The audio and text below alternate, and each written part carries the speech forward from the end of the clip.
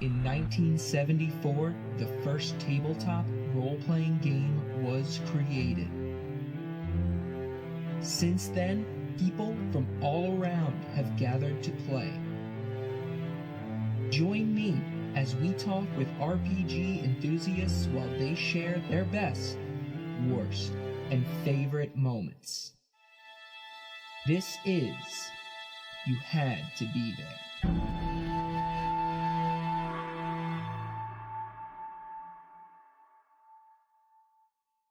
Hey everyone, welcome to You Had to Be There, a D&D storytelling podcast.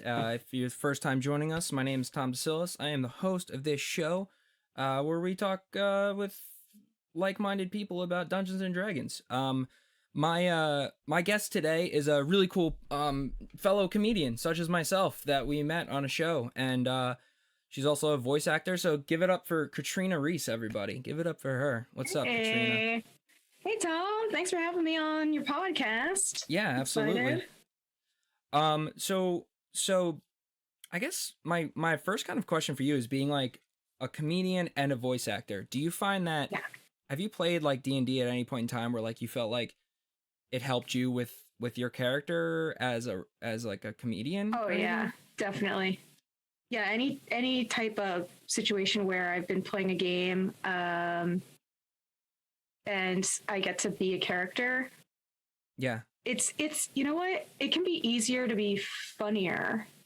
It can be easier being funny when you're in character because you have less inhibitions. Yeah. You're like, yeah, I'm a character.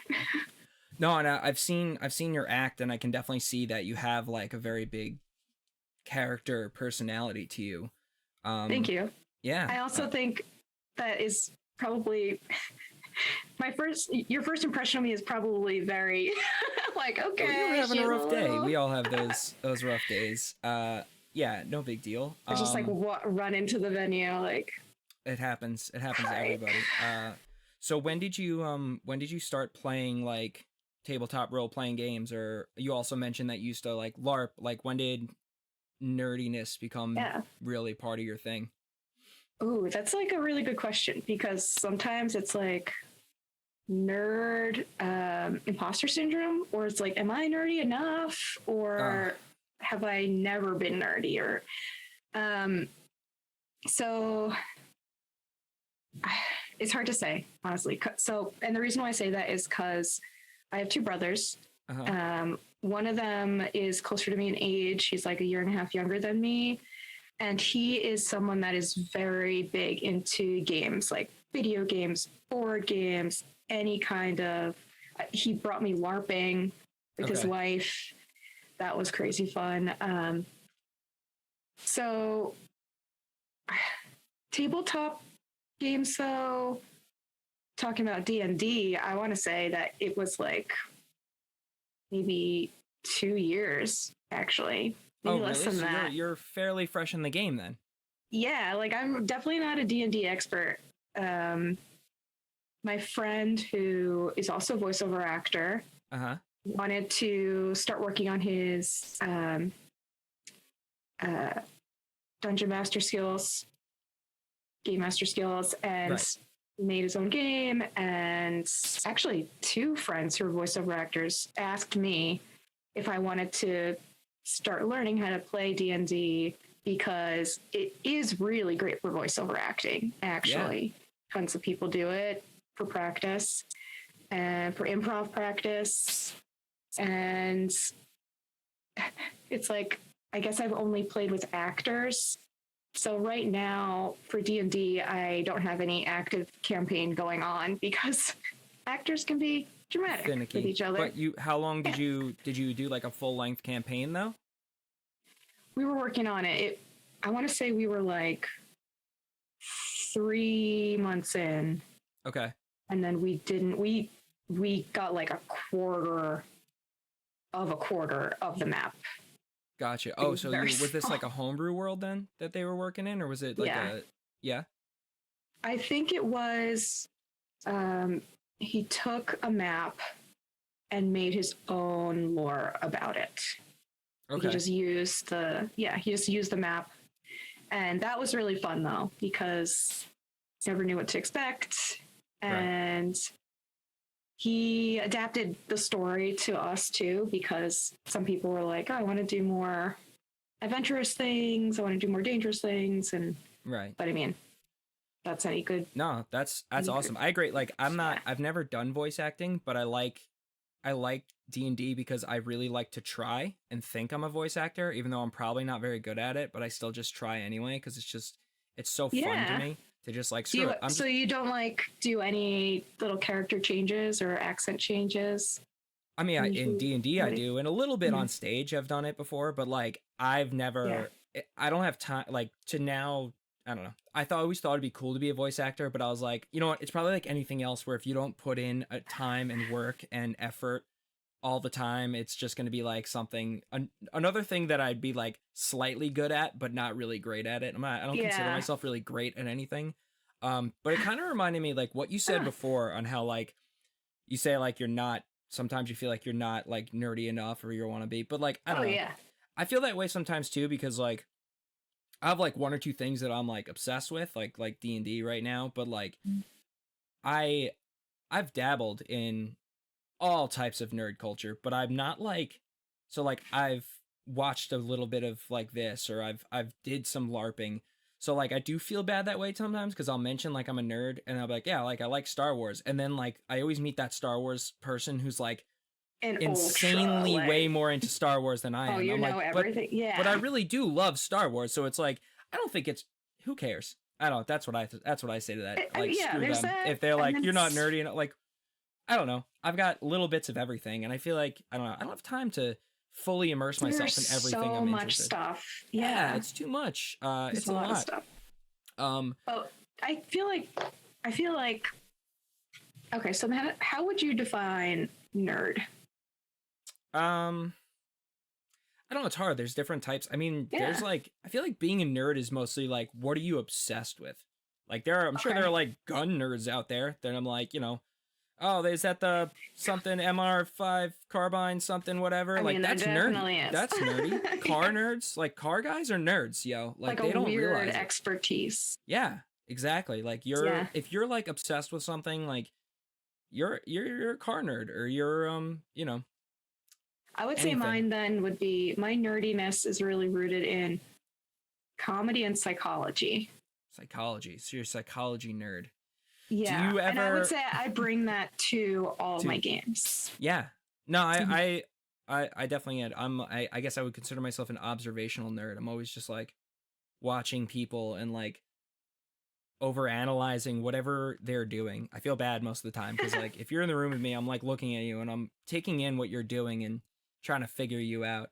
Well, yeah, it's like knowledge is power. So if you know how somebody's like, what someone's motivation is and how they go about stuff, then you know a better way of how to work with them so you get what you want out of whatever the situation is, which sounds very manipulative, really, but it happens. We're all...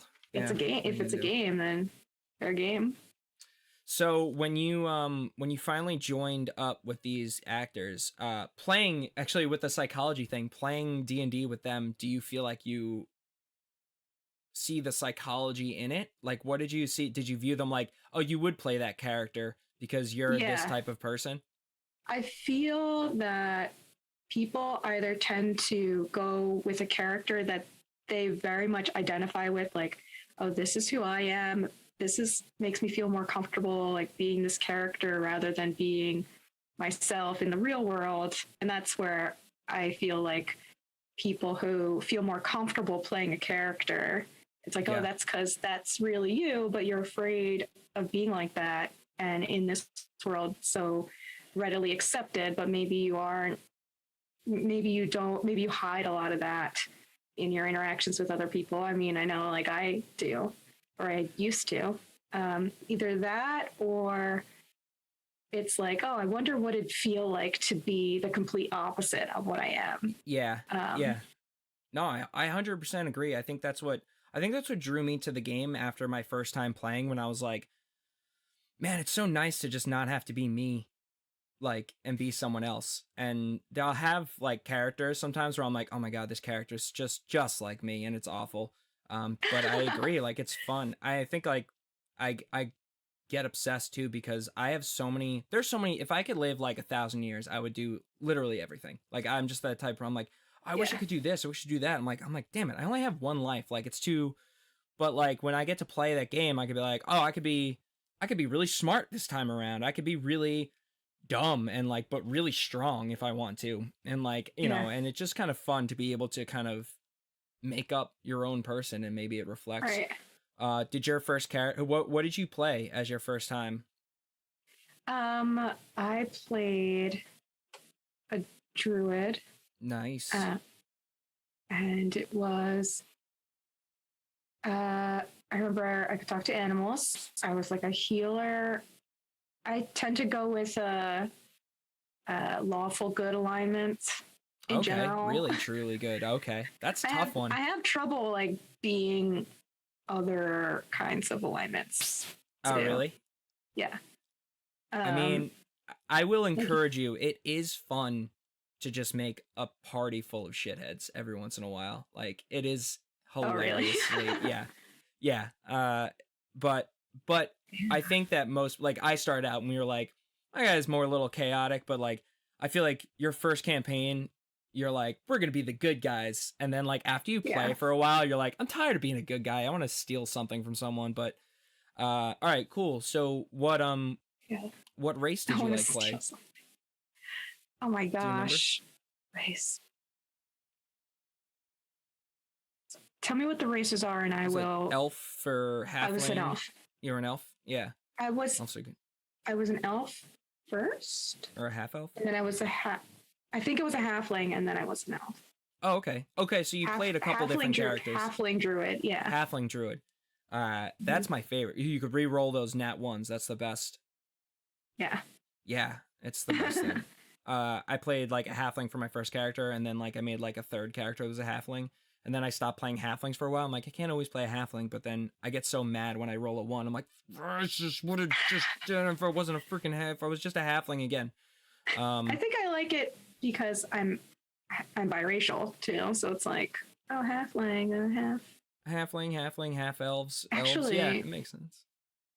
I thought you were not gonna lie. I thought you were gonna be like, I like playing a halfling because I'm really short. I mean, there's that too. Yeah, yeah. Short character. So I get to talk to animals and, yeah, I never thought about that actually. The half thing. That's also something that I tend to lean towards in any kind of role playing games. Yeah. Yeah. No, I think sure. That's right. No, go ahead. Go ahead. I was just gonna say in the LARPing thing that I did, it was Dystopia Rising, and I played a Scion, which is it's a zombie LARP. So that's the like strain, because they don't say race. The strain that is half human and like kind of half zombie. So you have to be careful people don't find out or they hunt you. And interesting. So wait, so in this scenario, so like where did you do this? Because like I did, like I kind of mentioned before, like I did LARPing, but I did like very janky LARPing. Like mine was like, we called it was more like just boffer fighting. Like we just built foam weapons and ran around the woods and hit and beat the crap out of each other. This is organized. Yeah, it's called Dystopia Rising. They have different well, I guess so. There's like different camps, I guess you could say. So there's one in New Jersey, and it's run very, very well. And it's hundreds of people. People stay there over the weekend. It's once a month. Wow. And it's very like involved characters. Like the character sheet it's like D&D really. So you have a sheet then? You have a sheet with your character on it? So how does that work as far as like in comparison to D&D? Like how does that work? What was your character like in that? So my character my backstory was I was like on my own and I was trying to be secretive about my history, and I had like a strong accent. I'd say it was kind of strange. And I would talk in a halting way so people wouldn't really want to talk to me. And, but I was secretly Scion, but I wanted to help people. So I was a healer. And so that was something that I used to my advantage of like, oh, see, like you think that I'm a bad person just because of what you've heard, but it's not true. Very cool. Yeah. And so the way that it would work is if there were raids, so everyone took turns being NPCs, zombies, and attacking. And then there was plenty of moderators who, like your weapon would have to get registered with a certain number of hit points, your armor.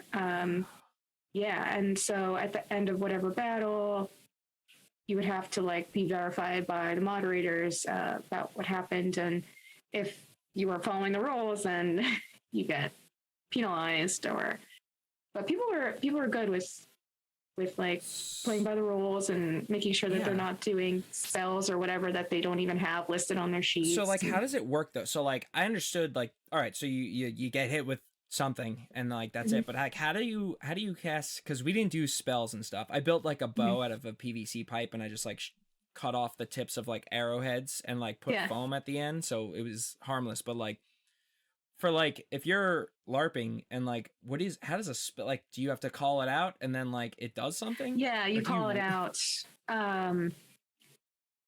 Like for example, say you have a sword and you're like attacking 10, you know.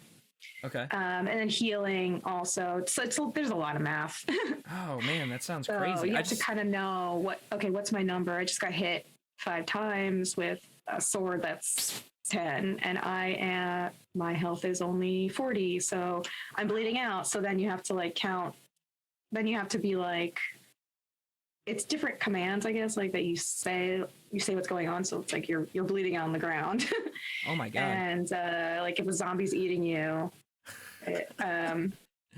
yeah, that's so like, there's that's a lot so going. funny, Actually, it actually is very scary if you don't fully understand what's about to happen. Like what's happening? Yeah, I can imagine that. Like I was warned in advance, like just so you know, the cabin that you end up in or wherever you are, you may get attacked. And the tanks, they'll kill you. And you have to, if you die, you go to this place. And then they come up with this whole level of character development for you that you then need to like respawn with that information. Like, oh, you have this damage that has happened in your past and how has that affected you? That sounds even more, it's amazing. Like that sounds like more complicated than D&D. I think, yeah, I don't think I would like LARPing if I did that.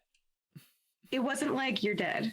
Yeah. It was like you will continue with more, and it's this entire community. So it's like every person you're interacting with or every character, you know, when you play D&D, how many people do you interact with character wise, really? I mean, yeah, I like physical people, not just physical people. And really the only other person that brings any other characters is the DM or GM. Is the DM, yeah. Yeah. So if you can imagine like 200 people and then the moderators aren't really saying what's happening, but there is a story going on in the background that they have the different characters, like NPCs, like, okay, so we have this, you know, storyline going where this particular camp or team or strain, or they're going through this. So we want this to kind of happen.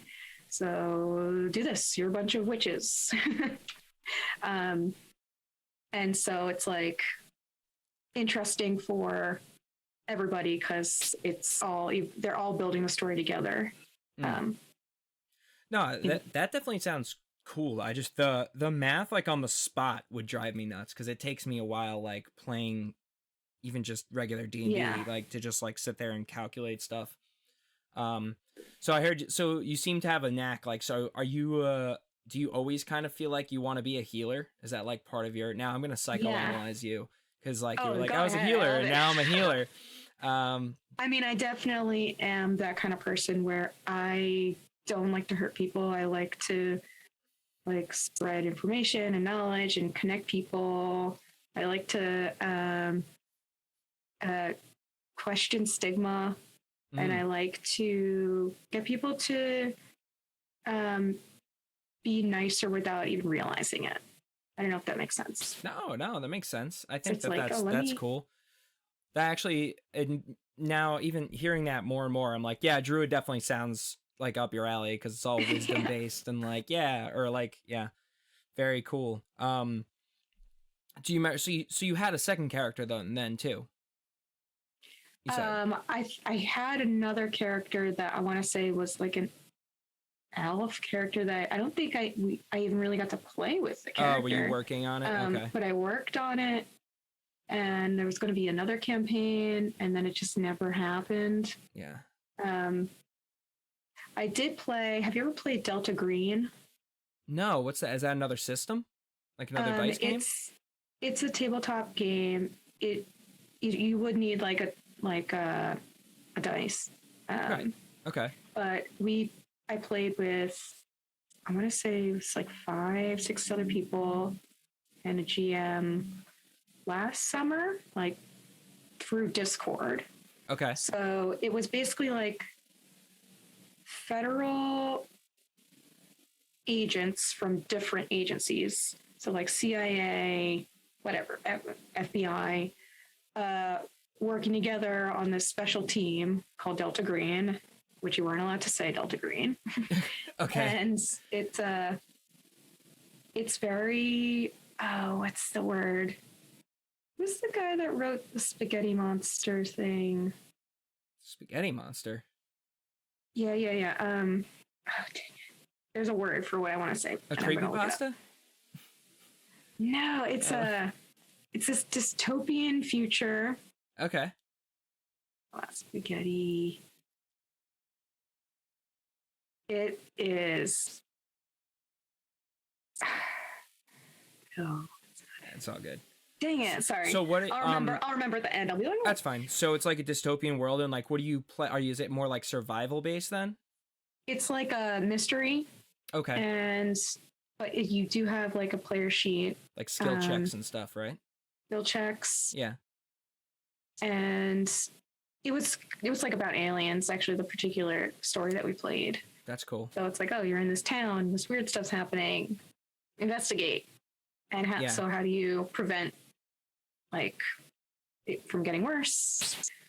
And the person who led the game said that they played it a few times before, and it always ends up differently. Nice. It's the same story that ends up differently depending on how your investigation goes. So what? How did it go for you guys? Like, tell me what was like one of your... My character was in the FBI. I did a character that was based off of Harley Quinn. Oh, okay. And Clarice from Silence of the Lambs. Oh, so like a psych person, and who was very religious, but from the experience started to go insane. Okay. And some of my team members died. I survived, but I went crazy. And when you say you went crazy, like what does the game make you go crazy, or you just determined that your character was going crazy? The game makes you go crazy. Okay. You have to like roll for sanity. Okay, so it's very similar to Call of Cthulhu then. Oh, I wonder if that is... Is that what you played? Okay, Cthulhu. Maybe this is who I'm thinking about. Who was the person who invented Cthulhu? Or H.P. Lovecraft? It's a Lovecraftian tabletop game. I was like, this sounds a lot like Call of Cthulhu, because Call of Cthulhu, we did a stream Call of Cthulhu on my podcast, like on Twitch here, like a couple weeks back. And I was actually, when you were explaining, like I was like, I bet you'd really like Call of Cthulhu. Yeah, great. I mean, probably. Yeah. So your character went crazy. Yeah, like if you see something happen that's like unusual. What did your character like roll for sanity? Yeah. Saw like a team member to have something very violent happen to them. Okay. So, and actually, that I feel like it was that team member. At one point, it was like there are pictures of the crime scene. Do you want to look at the pictures? And people can decide, oh, yes or no. And I'm like, no. No. And So someone looks at it and then the GM's like, roll for sanity. Yeah. Oh, darn it. No, I I crazy from seeing something. It's such a crazy game because like you don't want to see or talk to anybody, but like you still do. Like How do you I went find up. it? Yeah. I asked one guy a question and he didn't like. It was like part of like the weird shit that was going on, and he like looked at me weird and he's like, roll sanity, and I was like, okay, and then I did fine, and then I was like, but wait, you didn't answer my question, and then he like looked at me again, and the guy was like, roll sanity. I was like, oh no, I gotta stop asking him things because I gotta run away, get away from the situation. Oh yeah, that's yeah. I would definitely want to play that game. That sounds cool. Yeah, we all one of us went insane and died at the exact same time. Like lost all the sanity and all the hit points at the exact same time. It was really, really fun. Yeah, I love it. That was my first time ever playing a system that wasn't like regular straight D&D, was that Call of Cthulhu one shot. And I would definitely play that again. So it was Dennis Rooney. He told me about it and like had his friend. Oh, he's Dennis a Rooney big gamer. plays huge. He plays D&D a lot. Really? Oh yeah. Well, I know who I gotta bother now. All right. Yeah, I'll play a let's campaign get with y'all. Yeah, that would be really fun. Now I have something to talk to him when I see him at the club, and he doesn't want to talk to me. So, Dennis Rooney, if you're watching this, you need to just socialize more. He's one of my best friends. No, he's a good guy. I like him. Day. He talks to me a bit. That's really funny. Yeah, just be like, I have a D&D podcast. You'd be like, what? Yeah. You don't say. Word. Anyway. Oh yeah, you should get a game going with him. That'd be great. Yeah. If you were to play again, what kind of character would you go with? Would you mix it up? Play again? Yeah. Ooh, you know what? Well, let's not say if. You will play again. I will play again. Yes. I have the tendency to play like these very moral characters. Yeah. I feel like I would try to do something very opposite just to see like not only can I play this character believably, but just to see what that feels like. Because have you ever I asked myself this recently and I've been thinking about it more like I wonder what it'd be like if I was evil. Yeah. No, we were playing like our first campaign for a while, and I was like, it got brought up. It was like my first time, it was new, and it got brought up like, we did that evil campaign. We played evil characters. And I was like, oh, that would be pretty fun. And they kind of looked at me like, yeah, you say that. And then you learn things about yourself and like what your brain goes to. I haven't played one where I was like completely evil, but I have played ones where like we're just very like, you're paying us? Okay. Like just I have done some like messed up stuff. Like we fed like a family of like a tribe of goblins to a dragon so we could get this one thing over. We're just like go in the room like, and I like feel bad, but they're not. Yeah, I mean, if it's not real. But it's not you. It's your character. If you happen to make a character who's an ass, then like, oh well, that's the character you made. So like, I don't know. I think that's in the zombie LARPing thing. Like there was one of my teammates who was like on my side, but I'm like, oh my gosh, it's a doctor who is secretly like someone who tortures people. Okay. So, like, he would like describe how he's torturing somebody to them, like as part of the game, and it's like I don't think I can do that. I don't think of it, and I think this is gonna sound probably very. I like to be like the smart character. I like to figure out puzzles. I love that kind of stuff. Play like there are plenty. Like you could play a wizard. I mean, wizard's smart character. You can't heal, so you won't fall into that stigma. But you can do a lot of cool stuff, and you're intelligence based, so you would be like literally the smartest character. Okay. Yeah. That would probably be a good thing for me to try out. Yeah. Especially it's funny if you it's say like, that. I can't try healing people. Yeah, get away. Mix it up. I don't know. I kind of. It's interesting. And some people do fall into those. Like some people are like I'm the upfront guy. I'm gonna sit there and just hang in the pocket. I don't like doing that too often. It's scary. It's scary to be the front person. But I've done it. I like like the spellcasters and stuff. I find that really fun. I like it all. I mean, I like being able to I like mix it up. spellcasting, and I like fighting from a distance too. Yeah. So you can do that, or even just, I don't know. Yeah.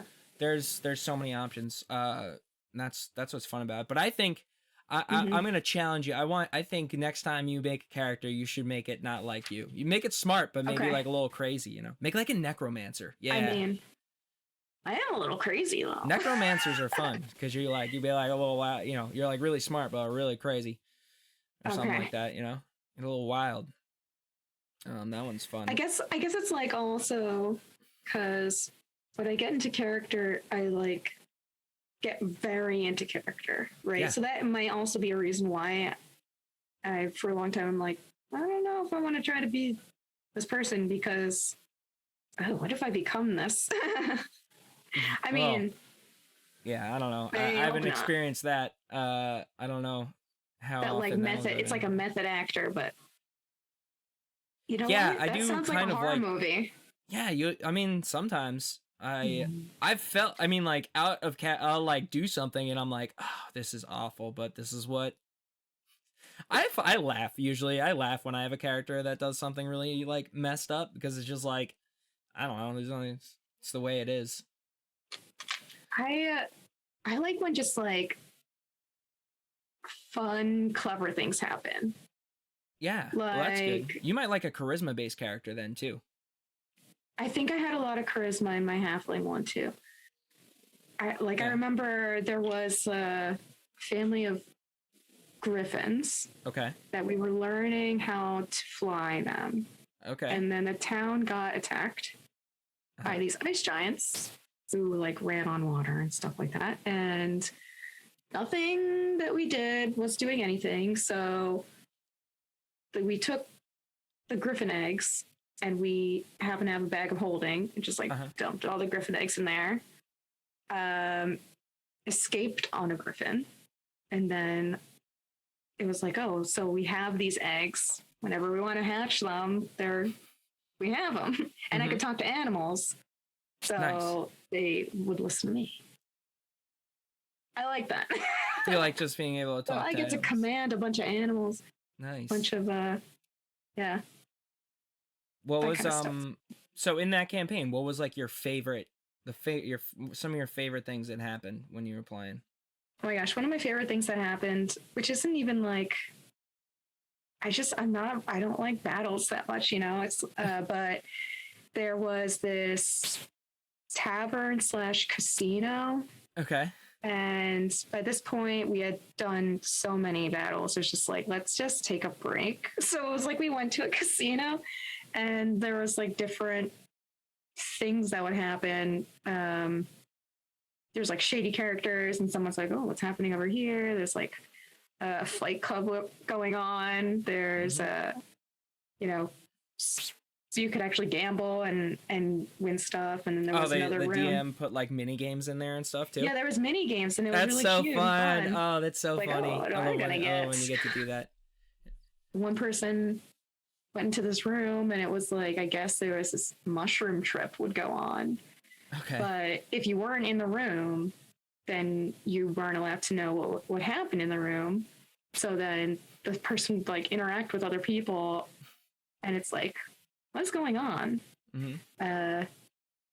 So that was kind of cool. That was like, felt like a little bit of a murder mystery almost. Like a party murder mystery thing. Kind of. Yeah. Like, what am I supposed to say to you right now? Yeah. I mean, like casino based movies. Yeah. Ooh, yeah. Exactly. Yeah. I wish that I wanted to finish the game. I wanted to see what happened. Yeah.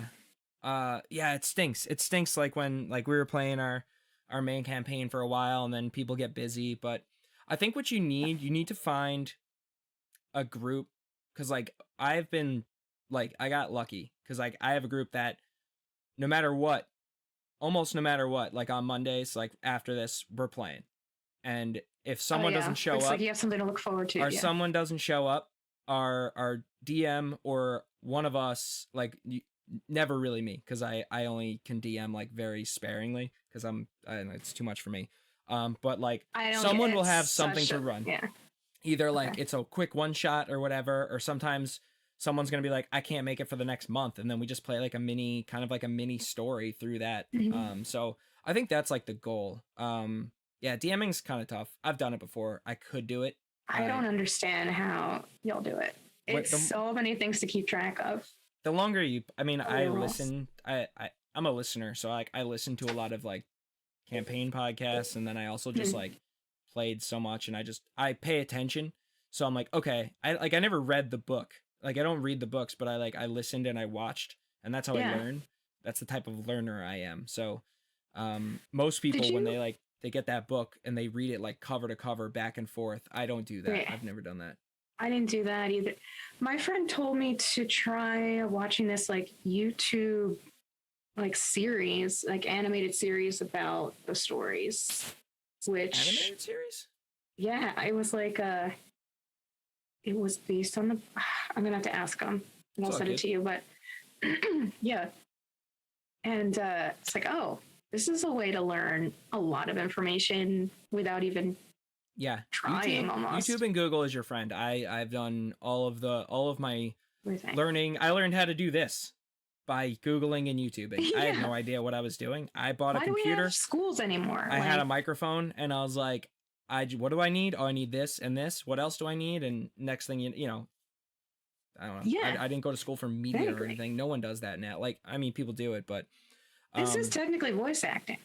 Kind of. Is it? I don't know. Yeah. Don't put that in my head. Podcasting. I'll have a new. It's a skill. It's a skill set.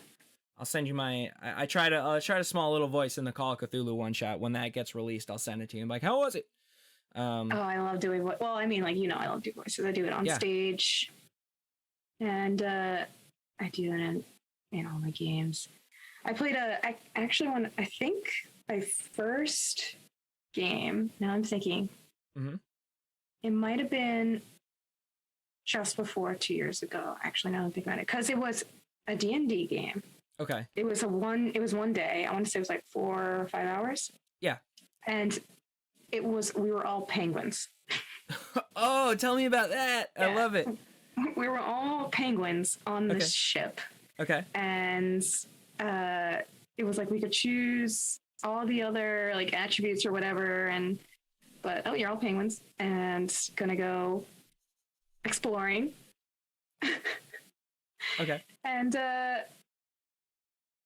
it's like you get to the end and there's like the main boss, right? Like, wait, hold on. No. You gotta give me a little more than that. You can't just skip to the end here. You were all penguins on a ship. We were all penguins on a ship, and we were all like, all right, we want money and we want fish. Okay. And and we had to interact with like pirates, and did you fight the pirates like as penguins? Oh yeah. Yeah. How did you fight as a penguin? I feel like we had like some people had powers. Okay. And some people had like, I remember there was like crossbows and things like, there was definitely weapons. Okay. But you're limited to as a penguin. That's like, oh my gosh. How much weight can you carry as a penguin? So you're trying to get fish and gold? What was that you said? There was definitely a lot of like animal things in the game, like with the puzzles. I remember that there was a temple, and it had to do with like the 4 elements and figuring out this temple, and then you get in there, and then there's way stronger animals and scary things. Okay, so you fought pirates, and then you fought like other animals? Yeah, but we were all penguins. Nice. So how'd you win? What was like the winning? All right, what was the how we won was there was this huge dragon. Okay. And there were some very lucky rolls. Where it was like one person rolled, and their lightning strike, or it was something where, or beam of light.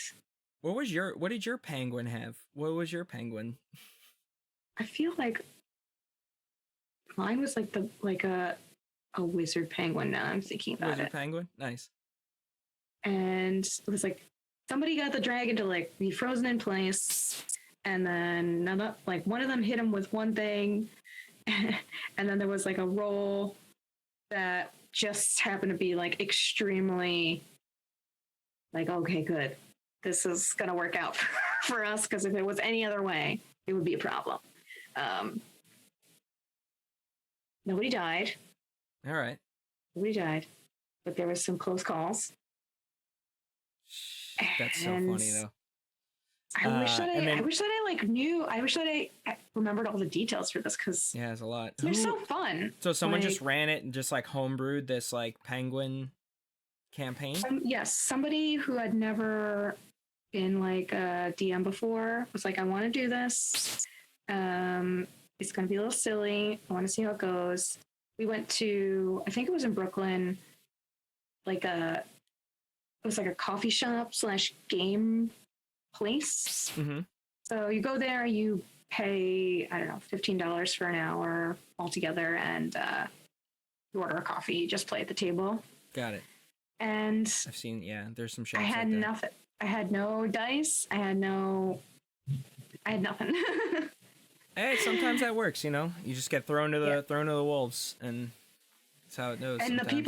the other people who were there, my friends' friends, they had all played together before, and so it was nice being with people. Like, I didn't know anybody, but because it was a new game, and it was with people who were experienced, it was much easier for me to feel like, oh, I'm actually doing stuff, because I feel comfortable like going into this store and asking questions about armor and weapons. Sometimes when something's like loose like that, I feel like it does help a little bit for like a new person. Like my first game, it was like this weird one shot my friend found on Reddit, and it was like, we got these, and you were just normal people who were given this like cart of magic missile wands, and every time you used one.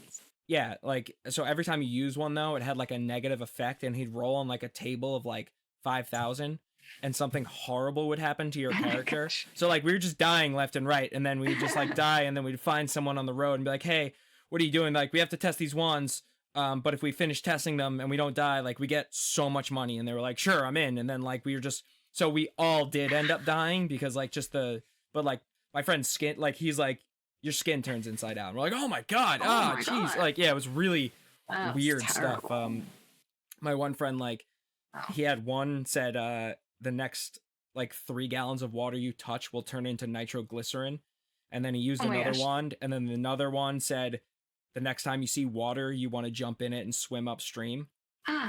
Yeah, so we walked past a river, and he just, like, but he didn't tell us that that's what it was. He goes, your character just jumps in the river and then explodes. And we're like, what happened? But something like that, something like really loose and just kind of like free like that, I think it's good just to get the juices flowing. Because it's funny, because you say, like, for you, the role playing is like the best part, and you don't like the combat as much. But I feel like for a lot of like newer people, the combat is like easier. And like sometimes it's like really hard to get someone who like is nerdy and like, but doesn't like do what you do, to like open up and like be like do, and like, I don't know what to do. I'm like, do what your character would do. So I do like DMing for new people. I feel like improv, like as I did more improv, then playing D&D got way easier, or playing any kind of RPG became way easier, because then you think, okay, what else can I do here that yeah, definitely. Like you're allowed to ask whatever you can do. Word. So that's fun, because it's also good practice for real life, right? Yeah. Like, oh, well, what else can I do? Yeah. I think a little bit. Try things. We walk into this bar and be like, so, anything fun going on in this town? I did this in D&D once. I think you get some weird looks if you walked in the bar, like, so. Slide a gold piece on the table, and you're just like, any weird stuff going on? Like, yeah, you just slid me a gold piece in Brooklyn. Like, what are you doing? Hello. I am a penguin. I am a penguin. Yeah. Actually, if someone walked into a bar in Manhattan and said they were a penguin, that actually wouldn't be that shocking, I feel like. So I'd be like, what game are you playing? They're like, all right. No, I'd just be like, this guy's probably homeless or something, but all right. Now, I wonder if there's like there must be somebody somewhere who plays like a real life D&D where it's like, okay, you have to go out into the world and here are the places that you go to. And that sounds super dangerous. I don't think I'm going to avoid that. We are kind of running kind of towards the end and try and keep this about like 45 minutes. So I think we'll wrap it up here. This was really cool. Okay. I really like your insight on all of like the psychological aspect of this game. It's definitely like an input that I mean, we don't honestly, usually draw every upon. game is like, I don't play chess to win, like I play chess to understand the other person. Yeah. I'm nervous around you now. No, that's right. Maybe we'll work up a comedian one. Maybe we'll get you and Tim and Dennis or something, and that will be very fun to live stream. That'd be fun. We could try and work that out. I still have to edit a lot for the other Tim one, but maybe one day. We could also do it with Tim's podcast and stuff, but we'll talk about that another time. All right, everyone. Do you have anything to plug? Why don't you plug yourself? My website is katrinareese.com. I'm Katrina on Twitter, and my Instagram is Katrina Reese VO for voiceover. Awesome. And as always, you can find me at Tom DeSillis Comedy on Instagram. You can, if you listen to the show, if you're listening just the audio version, we stream live on Twitch. You Had to Be There podcast. Pretty much go live when it's convenient for myself and my guest. But the audio comes out every other Wednesday. And then I started uploading all the things to YouTube too. So if you want to check out the videos of the old episodes, you can go to Tom DeSillis on YouTube, and that's where you find that. If you want to be a guest on the show, you just have to email me at youhadtobethere@gmail.com. And for my other plugs, the music for my intro was created by Michael James McGarry. You can follow him on It's MJ Made on SoundCloud or Instagram. And my logo was created by Nicole Summers from the Reliably Chaotic podcast. Once again, I've been doing this so much, you'd think I'd be able to rattle those off, but no, I'm a crazy person. All right. Thanks for listening. This has been You Had to Be There, a D&D storytelling podcast with Katrina Reese. Bye, everyone.